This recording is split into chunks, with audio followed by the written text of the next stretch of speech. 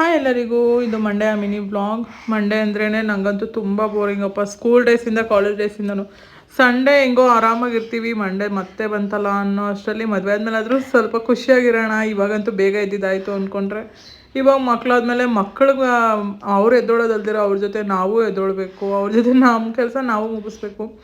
ಇದೊಂಥರ ಬೇಜಾರು, ಏನು ಮಾಡೋಕ್ಕಾಗಲ್ಲ. ನಮ್ಮಮ್ಮ ಅವರೆಲ್ಲ ಎಷ್ಟು ಕಷ್ಟಪಟ್ಟಿದ್ರು, ಇವಾಗ ಆ ಸರ್ದಿ ನಮಗೆ ಅಂತಲೇ ಹೇಳ್ಬೋದು. ಹಾಗಾಗಿ ಇನ್ನು ಇವಾಗ ಹಬ್ಬ ಬೇರೆ ಬಂತು, ಹಾಗಾಗಿ ಮನೆ ಸ್ವಲ್ಪ ಕ್ಲೀನ್ ಮಾಡ್ಕೊಳ್ಳೋಣ, ಸುಮ್ಮನೆ ಡಸ್ಟಿಂಗ್ ಎಲ್ಲ ಜಾಸ್ತಿ ಆಗಿಬಿಟ್ಟಿತ್ತು ಅಂದ್ಬಿಟ್ಟು ಇಲ್ಲಿ ಕೆಲಸ ಶುರು ಮಾಡ್ಕೊಂಡಿದ್ದೀನಿ. ಇವತ್ತು ಮಕ್ಕಳನ್ನೆಲ್ಲ ಹಾಕ್ಕೊಂಡು ಒಂದೇ ಸರ್ತಿ ಮಾಡೋಕ್ಕಾಗಲ್ಲ ಅಂತ ಒಂದೊಂದು ದಿನ ಒಂದೊಂದು ಕೆಲಸ ಅಂತ ಡಿವೈಡ್ ಮಾಡಿ ಇಟ್ಕೊಂಬಿಟ್ಟಿದ್ದೀನಿ. ನೋಡ್ಬೋದು, ಎಲ್ಲ ಕೆಲಸ ಮುಗಿಸಿ ನಾನು ಫ್ರೆಶ್ ಅಪ್ ಆಗಿ ಬರೋ ಅಷ್ಟರಲ್ಲಿ 4:15 ಆಗೋಗಿತ್ತು. ಶಾರುಗೂ ಸಹ ಇವಾಗಲೇ ಸ್ನಾನ ಮಾಡಿಸಿದ್ದು. ಹಬ್ಬಿಗೆ ಹೇಳಿದ್ದೆ ಅಡುಗೆ ಮಾಡೋಕ್ಕಾಗಲ್ಲ, ಸ್ವಲ್ಪ ಕೆಲಸ ಜಾಸ್ತಿ ಐತೆ ನನಗೆ ಅಂದಿದ್ದಕ್ಕೆ ಅವರು ಹೊರಗಡೆಯಿಂದನೇ ಊಟ ತಂದು ಕೊಟ್ಟರು. ಹಾಗಾಗಿ ಇರೋದನ್ನು ಏನಾಯ್ತೋ ಅದು ತಿನ್ಕೊಂಡು ಆಮೇಲೆ ಸಂಜೆ ಅವ್ರನ್ನ ಮಲಗಿಸೋಣ ಅಂತ ಟ್ರೈ ಮಾಡಿದೆ, ಬಟ್ ಮಲಗಿಲ್ಲ. ಸಂಜೆ ಮಳೆ ಬೇರೆ ಬರ್ತಾಯಿತ್ತು, ಹಾಗಾಗಿ ಬಿಸಿ ಬಿಸಿ ಹಾಲು ಕಾಯಿಸ್ಕೊಟ್ಬಿಟ್ರೆ ಬೆಚ್ಚಗಿರುತ್ತೆ ಅಂತ. ಇವಾಗ ಬಟ್ಟೆ ಬೇರೆ ಒಂದು ರಾಶಿ ಹಾಕಿದ್ದೀನಿ, ಇದೆಲ್ಲ ಯಾವಾಗ ಒಣಗುತ್ತೋ ಗೊತ್ತಿಲ್ಲ.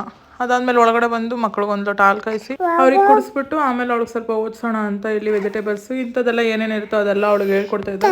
ಆಲ್ಮೋಸ್ಟ್ ಎಲ್ಲ ಹೇಳ್ತಾಳೆ. ನನ್ನ ಮಗಳು ಸ್ವಲ್ಪ ಚೂಟಿನೇ ಅಂತ ಅನಿಸುತ್ತೆ ನನಗಂತೂ. ಚೆನ್ನಾಗಿ ಓದ್ತಾಳೆ ಅಂತ ಅಂದ್ಕೊಂಡಿದ್ದೀನಿ. ಇನ್ನೇನು ಈ ವೀಕಲ್ಲಿ ಅಡ್ಮಿಷನ್ ಸಹ ಮಾಡಿಸೋಣ ಅಂದ್ಕೊಂಡಿದ್ದೀವಿ. ನೋಡೋಣ ಹೆಂಗಾಗುತ್ತೆ ಮುಂದಿನ ದಿನಗಳಲ್ಲಿ ಅಂತ. ವ್ಲಾಗ್ ನಾನು ನಿಮ್ಮ ಜೊತೆ ಶೇರ್ ಮಾಡ್ಕೋತಾ ಇರ್ತೀನಿ. ವ್ಲಾಗ್ ಇಷ್ಟ ಆದರೆ ಲೈಕ್ ಮಾಡಿ, ಸಪೋರ್ಟ್ ಮಾಡಿ ಅಂತ ಕೇಳ್ಕೊತೀನಿ. ಸುಸ್ತಾಗಿದ್ದರಿಂದ ಡಿನ್ನರ್ ಏನು ಸಪ್ರೇಟಾಗಿ ಮಾಡೋಕ್ಕೋಗಿಲ್ಲ. ಚಿಕನ್ ಸಾಂಬಾರು ಇತ್ತು, ಅದಕ್ಕೇ ರೈಸ್ ಮಾಡ್ಕೊಂಡು ಸ್ವಲ್ಪ ಚಪಾತಿ ಮಾಡ್ಕೊಂಡು ಊಟ ಮಾಡಿಕೊಂಡು ಇವತ್ತಿನ ಡೇನ ಎಂಡ್ ಮಾಡ್ತಾಯಿದ್ದೀವಿ.